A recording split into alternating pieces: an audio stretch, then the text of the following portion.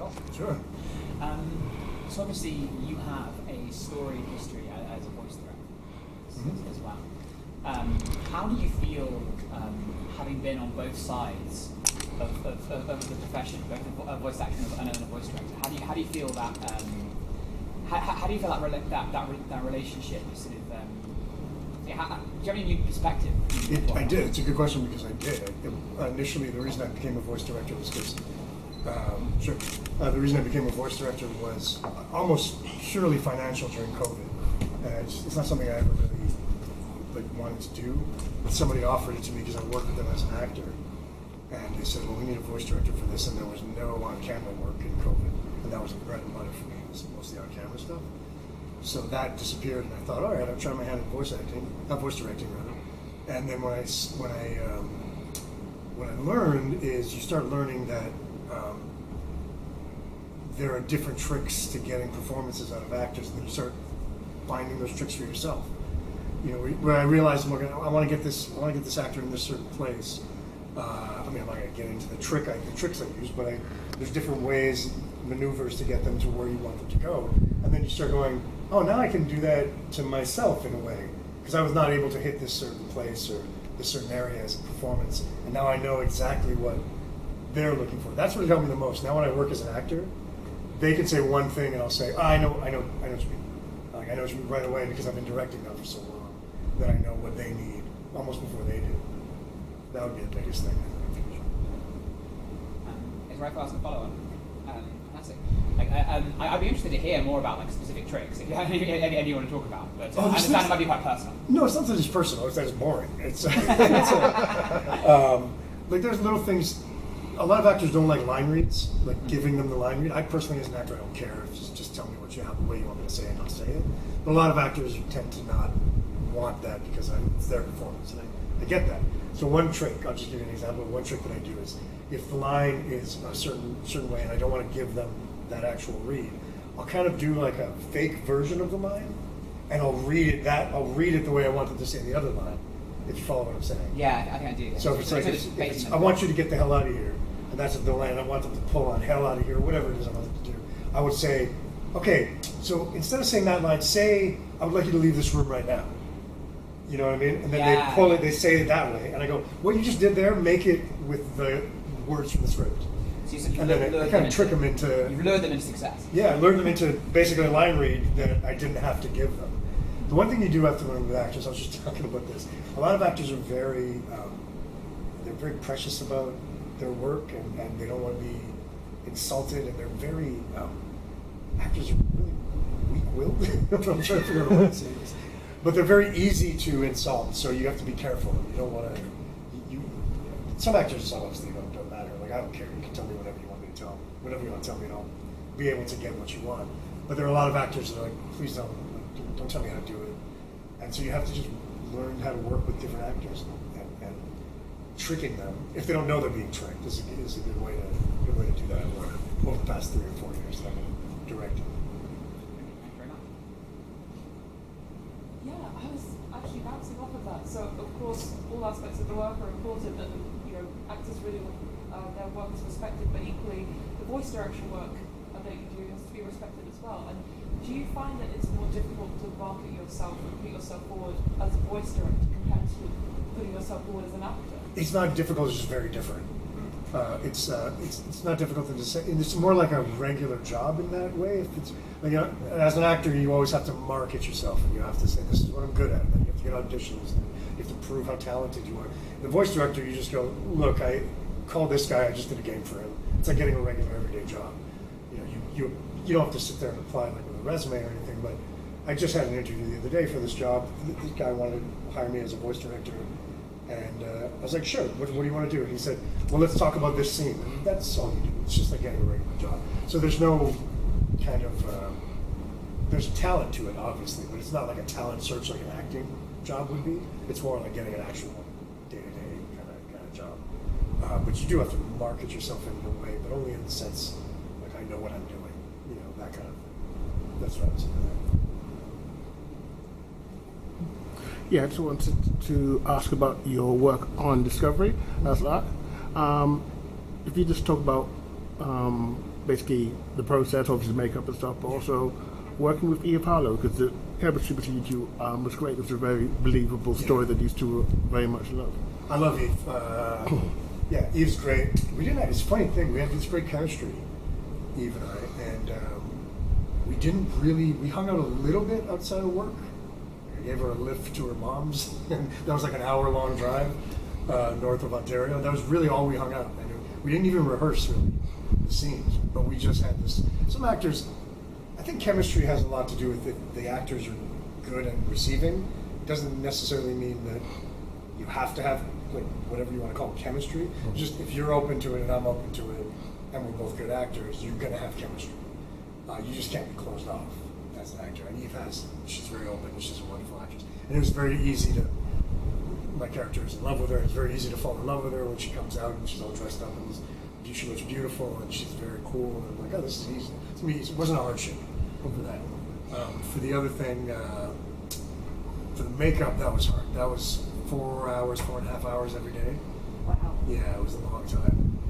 But you start learning that that's not the issue. Like, I wake up at 2:30, that's annoying. I have to be at work at 2:30 or whatever, that's annoying. But then I just sit there for 4.5 hours. I'm not really doing anything. Listening to music, going over my lines, watching a movie. The artists are working. They're working from 2:30 until 6:30 or whatever. It's the wearing it for a further 12 or 15 hours. That's when you start going, this is really tough. Because you feel separated from everybody else. I talked to Doug Jones about this a lot. You feel separated. If you're itchy, it's like tough luck.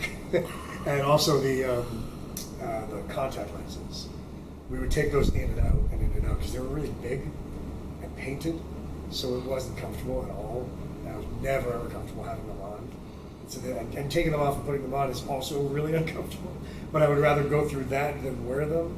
So like there were shots, we would do a shot of you and I reviewing a scene. It's on me, I'm wearing them. If they turn around and shoot you, I'm like, can I take them out? Maybe yes, okay, take them out. Then we just do it like this. And then if they turn around again, I go put them back in. So these are all first world problems, by the way. I get to be a bad guy on Star Trek. It's not complaining. It was really fun, but it wasn't easy for sure. Thank you. So what do you like about playing a bad guy on Star Trek? Well, I'm a giant Star Trek fan, first of all, a huge Star Trek fan. So I grew up loving surprisingly, I'm not, I was too young for the original show, but my dad and his brothers, my uncles, they were giant fans of the original show. So I would watch it constantly. I don't know if you guys know, you wouldn't be here, but there's a channel in, very much like the BBC, there's a channel in the States called PBS. Yeah, but they do fundraisers, yeah. They used to, at least when I was a kid, and they would put on Star Trek marathons like, for the whole weekend. And I would just sit there and watch these old Star Trek shows, and I loved them.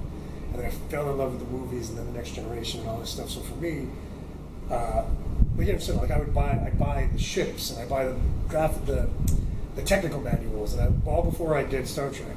So I was really into that nerdy Star Trek stuff.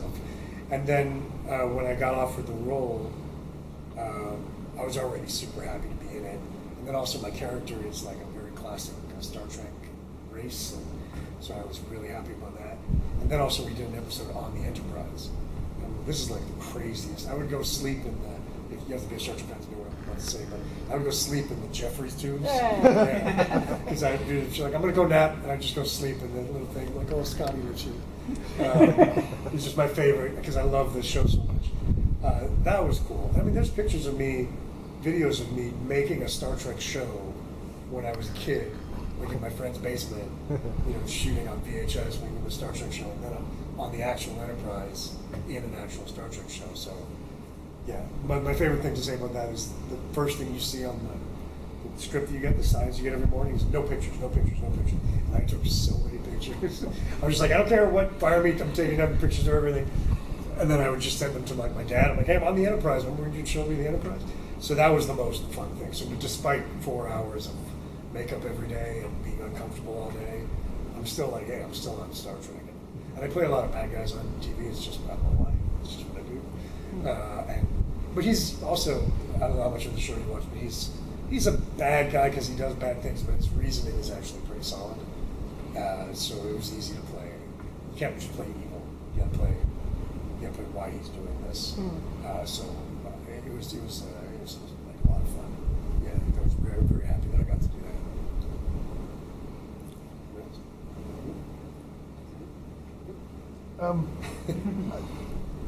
that. Your work on things like Starfield and some of the other video game stuff involved mocap quite a lot. How is that process, and have you seen it evolve since you first did it for you did it for Deus Ex as well? I did it from way even before Deus Ex. Yeah. Mocap has evolved. Yeah, it has evolved. Every time I go in, there's some new tech that makes it easier for either the programmers or the actors. It's what I love about mocap is, so I grew up on the stage, right? I grew up doing mostly theater stuff. Then I realized, hey, that doesn't pay very well, so I continued. I ended up doing a whole bunch of TV and stuff like that. But so the mocap stuff is kind of like being on stage, because you don't have to you don't have to worry about lighting, you don't have to worry about focus, you don't have to worry about your hair or your makeup, you don't have to worry about all that stuff. But you can still be subtle because there's literally a camera sticking out of your hand pointing at your face. So you can do subtle on-camera acting, but you're surrounded by cameras everywhere, capturing everything you're doing all the time. And so you don't. It's great. It's also a 9 to 5 job. You get there at 8 o'clock, you put everything on, and you work 9 to 5, and you go home. As opposed to on camera, you get there at 2:30 in the morning, and then you work until 4 in the morning, and then you're like, I gotta do this again. So I love doing mocap, and it's very freeing. But the tech changed, like the rigs changed, the thing called the HMC, which is like this head motion camera. I don't really know that's what it's called, the HMC. But it's like the camera that goes in your head. It's like a helmet, like a hockey helmet, and then a camera that points at you, and it's chin strap and all this stuff. It's, they used to have to put dots all over your face. They don't do that anymore. You used to have to shave, and I hate shavings. I feel like I look 12 years old. So they don't have to do that anymore. For the most part, sometimes you still have to shave, and I hate it. But everything changes. The cameras are getting lighter but bigger in a weird way. Right. Like, the cameras are lighter now because there's like aluminum, but there's like 4 of them. They still haven't fixed. The one thing they haven't fixed is they have to turn on a light on the camera. Oh, and it blinds you. No. And that's hard. And also, like, there's things like if you have like a romantic scene, both of you are wearing a camera, you're kind of like having to twist your. Chris Judge was saying something about that yesterday. Who was saying that? Chris Judge, Judge, yeah. Yeah, because he did. Yeah, he did a lot of mocap for God of War. That kind of thing. Or if you're wrestling and like a marker rips off of you, a Velcro marker, and it sticks on somebody else, and suddenly they have your arm, and they're walking away with it. But the tech is all changing. Like even those Velcro markers are changing. And, there's one thing that's really interesting about mocap work is when you get there, everything is so meticulously placed that a lot of actors, when you break out of the character, you just like sit down. But if you lean on one of the poles that's holding the camera, they're like, don't do it, and you have to reset the whole day because you're like, we just reset all the cameras, so we got to do the whole thing, and they're very cautious about that. But again, even that's changing. They're getting to the point now where mocap is in the markers are inside the suit, where they did this in the most recent Planet of the Apes movie, where you don't even need the cameras around anymore. The data is just being sent to the computer, and you don't need the cameras to reflect it. So all this stuff is changing every time I go in and do more mocap. Yeah, it's really fun. So I'm curious, as someone who's worked on video games and theatre and also on TV shows and movies, how do you feel now that voice acting is becoming seen and it's been given more respect than when games especially first came out? How do you... Well, games and voice acting, yes. I mean, voice acting's always been, well, maybe you're right, I don't know. I was going to say voice acting's always been kind of respected from, if you're doing like a Disney film or something like that. But you're right, if you're doing like a G.I. Joe cartoon, it's like a lark. But now it's very much real actors coming in and do it. And with games especially, I find the scripts in games nowadays better than the scripts in television that I work on. There's really, really good scripts, and they hire really, really good actors. So, I mean, how do I feel about it? I'm happy. I'm glad that I was kind of in on the ground floor with video games. I've been doing this for 20 years now. Like I know most people in the business, and it's great that it's becoming more and more respected. Working games, I still think there's like a ceiling that hasn't broken through yet. Like just talking to some actors here who have no idea about any games. You know, like I'm watching Troy Baker talk with somebody, pretty popular actor who knows the show The Last of Us. But I'm like, by the way, he played Joel in The Last of Us. And he's like, not on the show. I'm like, no, but it was way more difficult what he did. And trying to explain, you know, so there's still that little ceiling that not everybody knows it. But you know what's crazy about that for me? It's that, just using The Last of Us as an example, The Last of Us is a very successful show. The game probably made 10 times as much money as the show did. But nobody's going to think that the game is like higher than the show for some reason. But because I guess just TV shows and movies and stuff are always going to be at a hell to a higher level. Maybe one day video games will catch up and they'll just say like, yeah, it's the same thing. Because certainly, no, I'm the lead of a game that's $400 million. Yeah. I'm definitely not the lead of any movie that's $400 million. So, I don't know. But hopefully you're right that it's getting there, but it's not quite there yet. What do you think would need to happen for that to change? That's a good question. I don't know. I think it'll change generationally because it's getting like my kids. It's funny, man. My kids care less about movies than they do about TikTok and video games. And they're more excited to meet a TikToker than they are to meet some movie star. And they're more excited. There are people here that are more excited to meet a video game actor than they are to meet a TV star. So maybe it's generational, and it'll eventually. Not that popularity is what I'm trying to say. I just want it to be as equally as respected. Because there's some work in games. Chris Judge's example. His work in that game is phenomenal. It's excellent, and it's subtle and realistic and emotional, and all the stuff he's doing with performance capture and his voice is a lot more than a lot of actors on the screen do. But he's never as respected. So maybe one day, maybe it's generational, maybe it's just time. Like Roger Ebert, I was a big Roger Ebert fan growing up. I don't know if you even know Roger Ebert. Oh yeah. Roger Ebert was a great film critic, but he once said video games will never be art. And granted, he passed way before video games became the thing they are now. I'm sure he would change his mind now, but that mentality is still kind of out there. And I'm like, man, there's a lot more art in a lot of video games and a lot of television shows and movies these days. I'm sorry, that's the last question. Okay.